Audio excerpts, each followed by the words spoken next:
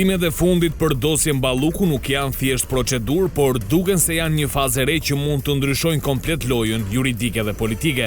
Më 19 mars, një vendim i gjykatës posaçme kundër korrupsionit dhe krimit organizuar i dha dritën jeshile SPAK-ut për të bërë atë që deri dje ishte e bllokuar. Zbërthimin e plot të celularëve dhe pajisjeve elektronike të personave të dyshuar, si të lidhur me ish-zëvendës kryeministren Belinda Balluku. Deri në këto moment edhe pse pajisjet ishin sekuestruar prej muajsh, ato nuk mund të hapeshin. Shkaku, një filtr i vendosur nga gjykata kushtetuese e vendit tonë, që detyroi prokurorët të merrnin miratim të posaçëm për çdo të dhënë, e cila do të aksesojë nga celularët. Dhe ky miratim tashmë është dhënë. Në fokus nuk janë vetëm ish-vartës të afërt si Gentian Gjyli apo Erald Delezi, por edhe biznesmen që dyshohet se kanë përfituar tendra miliona euro gjatë kohës kur Balluku ishte në pushtet.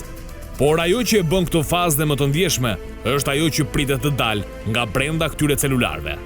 Sepse sipas të dhënave hetimore, nga një rast i mëparshëm, konkretisht nga celulari i ish-drejtorit të autoritetit rrugor shqiptar Evis Berberi, janë zbuluar komunikime që dyshohet se implikojnë drejt për drejt ndërhyrje në përzgjedhjen e kompanive fituese për projekte të mëdha infrastrukturore si tuneli Llogaras apo segmentet e Unazës së Madhe të Tiranës.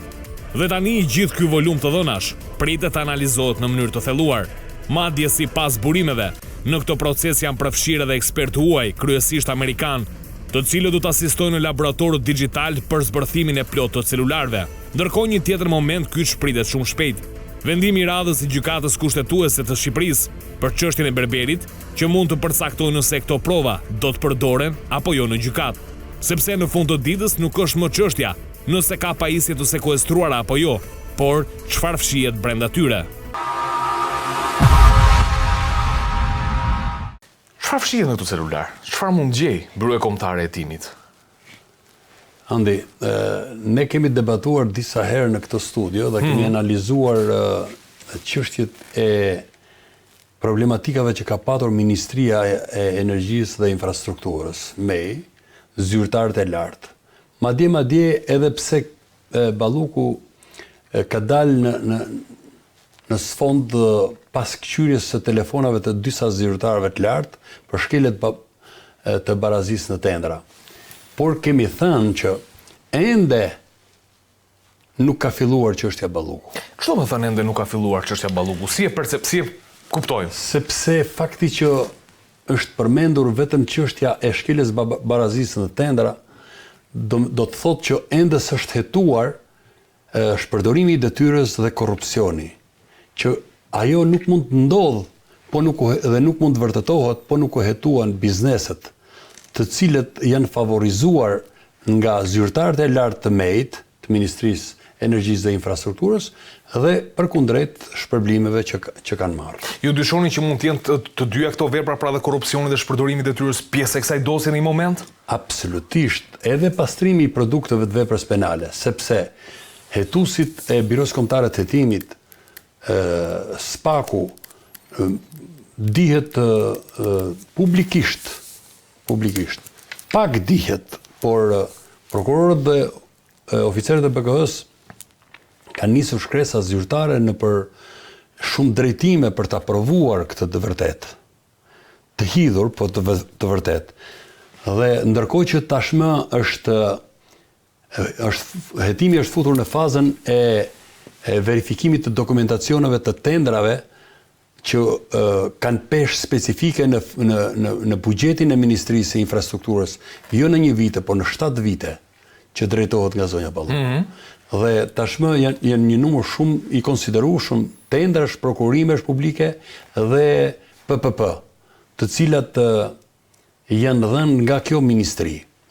Dhe ndaj dhe prokurorët kanë marrë vendimin që të sekuestrohen dhe këtë të drejtë ka dhënë edhe gjykata. Është dhe gjykata kushtetuese e cila ka thënë që mbi mbikëqyrjen e Shiko, puna kolosale që ka bërë qeveria për ta mbrojtur korrupsionin e Ministrisë Infrastrukturës dhe Energjisë. ECEJAK-et dhe përplasjet që bëri kryeministri i Shqipërisë me SPAK-un dhe GKK-on, duke u drejtuar gjykatës kushtetuese. Me atë vendimin e famshëm që kemi diskutuar që doli 4-4, po që është 8-0. Sot më së shumti tani gjykata kushtetuese e ka çmuar që po është e drejtë e SPAK-ut, organeve të hetimit që të kqyrin çdo dokument, çdo bisedë telefonike, çdo telefon dhe çdo kompjuter të kompanive që kanë lidhje me korrupsionin dhe shpërdorimin e detyrës të zyrtarëve të lartë të MEI-t. Në këto kushte, tashmë është hapur jo dritarja, është hapur dera e madhe për të vepruar SPAK-u dhe BKH-ja në të gjitha drejtimet. Dhe në dinin time ka disa oficerë të BKH-s të angazhuar me këtë detyrë. Për të përmbushur në kohë sa më të shpejt verifikimet dhe hetimet, verifikimin, kqyrjen e të gjithë telefonave celular, të kompjuterave të disa kompanive. Në dinin time janë mbi 36 kompani. 36 kompani? Në dinin time. Por në 11 prej tyre janë pesha specifike e këtyre PPP-ve dhe biznesmenëve, kompanive që kanë marrë, që njihen që kanë marrë tendra, po themi. Njihen, po që kanë peshë shumë të madhe, janë disa shifra marramendse që kalojnë shumë të mëdha, që kanë marrë, çdo biznes ka marrë në 7 vite ka marrë mbi 400 milion euro. Fondet flas për buxhet të shtetit. Nuk flasim për PPP të cilat do t'i paguajmë unë, ti dhe gjithë shqiptarët për 30 vite. Siç është segmenti i superstradës Milot, Thuman, Kashar, Lekaj. Se është e gjitha një linjë, është një kompani. Pra në këtë kontekst, unë them se tani është puna më voluminoze e SPAK-ut dhe BKH-s për të hedhur dritë. Zakonisht një dosje, si pas njoftimit zyrtar të SPAK-ut, ka një prokuror dhe 2 oficerë, dhe më thënë 2 oficerë të BKH-s. Do të thotë që këtë herë ka një angazhim të madh, mund të ketë më shumë se 2. Po patjetër, sepse po kjo ministri, po drejtoria e RSH-s kanë bërë tendra edhe për Thuman Kasharën, atë prokurimin e partneritetit të publik-privat, kanë bërë koncesionin e rrugës Arbrit, koncesionin e Thuman Kasharit, kanë bërë 9 lote, mos gabohem, o 6 o 9 lote të Unazës Tiranës.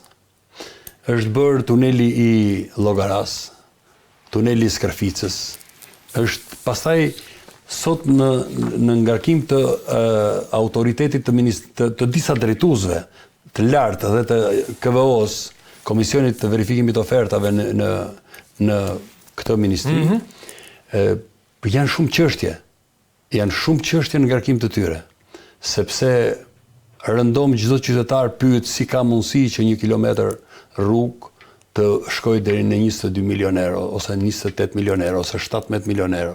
Ndërkohë që standardet e Bashkimit Evropian flasin për gjysmën ose 1/3 e shumës që shpenzohet në Shqipëri dhe cilësia shumë e dobët, pasi besoj nuk ka ngelur shqiptar pa e vujtur ndërtimin keq të rrugëve dhe rënien e gjitha rrugëve në harkun kohor dhjetor 2025, shkurt 2026. Qëllë dhe në një moment që ndodhi... Qëllë në një moment kur them që SPAK-u po jetonte dhe pati dhe përplasme që është në Ballukut, duke sigur fatkeqësi kjo. Po, tashti nga një herë thonë që edhe Zoti të ndëshkon kur ke bërë shumë mëkate. Dhe në momente që kishte një intensitet të lartë të hetimit dhe të përplasjes së qeverisë shqiptare me SPAK-un, në këto momente gjitha rrugët për cilët bëj fjalë ranë dhe ranë keq. Dhe u blokua jo më pak, po 30 ditë, kohët e fundit kam ndjekur ca emisione që për 30 ditë ka pas vdekur gjithë turizmi në Shqipërinë e juglindjes, Korçër, Sek, etj. Për shkak të rënjes rrugëve. Ai vështirësoj dhe jetës normale të banorëve, duhet ta pranojmë. Kujtojmë prendë që pak kohë më parë diskutuam që një pjesë e mirë ose e agjendës byrosë kombëtare të hetimit u trajnuan tek Akademia e Sigurisë, ku në atë kohë diskutuam që mungoi edhe ish-kreu i policisë në atë kohë Ilir Prota, dhe duket se tashmë ishte trajnimi pikërisht për zbërthimin e celularëve nga amerikanët. Dhe duket se edhe këtë herë janë amerikanët në byron kombëtare të hetimit që do asistojnë në zbërthimin dhe gjetjen e materialeve nëse do gjejnë këto celularë sekuestruar. Tani çfarë do të thotë kjo për hetimin? Kohët e fundit ka patur një prononcim në rrugë diplomatike edhe të të Amerikanëve dhe të Evropianëve në raport me çështjen Balluku. Madje, dëman, jo s'është lexuar në ndërrjesht, apo ka qenë drejt për zdreti. Ka reaguar diplomacia gjermane, ka reaguar ashpër edhe në raport me rrezikun e integrimit të Shqipërisë në BE për çështjen Balluku. Madje edhe Marta Kos, e cila për hir të vërtetës mua personalisht më duket sikur të jetë motra e Taulantit dhe e Belinda Ballukut, por edhe një shërbetore e zellshme. Taulanti kërkonte një motër? Po. Ashtu, se unë lexoj gjuhën, me të njëjtën gjuhë që flet Taulanti, flet edhe Marta Kos. Por Marta Kos thot, përpos rreshtave të bukur të lustrës që i ban, se ashtu e ka detyrën, e i komisionere është faktikisht, ajo e ka rolin ditësor, se në fund qeveria evropiane, ajo është ajo që vendos. Në Këshilli i Ministrave të Bashkimit Evropian vendos për fatat e integrimit Shqipërisë. Kuvendi tha jo heqjes së imunitetit. Shiko. Do thotë që kuvendi është shumë i thellë në raport me gjithë gjën. Çështja e imunitetit nga një grup gardianësh, 83 gardian, 82 sepse Spiropali nuk votoi, është gardianët politik që veprojnë në sinkron sipas urdhrave të Edi Ramës.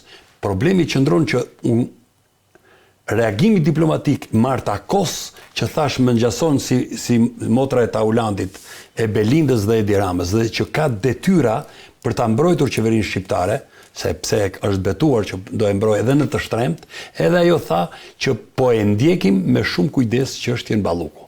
Pra, foli 100 fjalë të mira, që e dim që i shërben verbërisht Edi Ramës për integrimin BE, por në fund e përmendi fakti që Marta Kos, komisionerja e ngarkuar me këtë detyrë për integrimin e Shqipërisë Bashkimit Evropian, e foli dhe e cilësoi hapur që po e ndjekim me vëmendje çështjen Balluku, do thotë që çështja Balluku është një ngërç edhe për Marta Kos. Kurse gjermanët deklaruan hapur që Shqipëria nuk është në rrugën e mbar dhe që e ka kaluar vijin e kuqe në raport me qëndrimet që duhet të kenë me BE-n. Po kjo çështja politike që ne le të themi po diskutojmë dhe sigurisht japim peshën e saj sepse flasim për kuvendin, që i tha jo, sigurisht kuvendi u përfaqësua nga votat e mazhorancës, sepse jo kuvendi. Jo, këtë po specifikoj. Grupi parlamentar i Partisë Socialiste që shiko, është ndryshe. Shiko. Ku ka një lloj unanimiteti dhe me opozitën. Është ndryshe. Në rast se themi grupi parlamentar i Partisë Socialiste e ka urdhër dhe detyrë të caktuar nga Edi Rama për të vepruar me komand në mbrojtje të korrupsionit. Në mbrojtje të korrupsionit. Në mbrojtje të Ballukut, por kryeministri i Shqipërisë ka theksuar, ndoshta me të drejtë, që Belinda Balluku nuk akuzohet për korrupsion. Po, për shkeljen barazisë të tendrës. Vepra e korrupsionit. Po, dakord. Po, ajo nëse shkon do duhet të shoqërohet me prova. Po, kërkoi kryeministri. Unë di që nëse ju ka ngel ndonjë gram nga pjesa e formimit profesional disa juristave të Partisë Socialiste që janë deputet, provat i kanë tek CD-ja që ka dorëzuar SPAK-u në Parlamentin e Shqipërisë. Por ato prova asnjëherë nuk është shpërndan te deputetët. Fakti që nuk u shpërndan, asnjë prej tyre nuk u muar teknikisht se çfarë ka shkelur dhe çfarë nuk ka shkelur Balluku, por u pozicionuan me urdhrat e Edi Ramës për ta mbrojtur politikisht.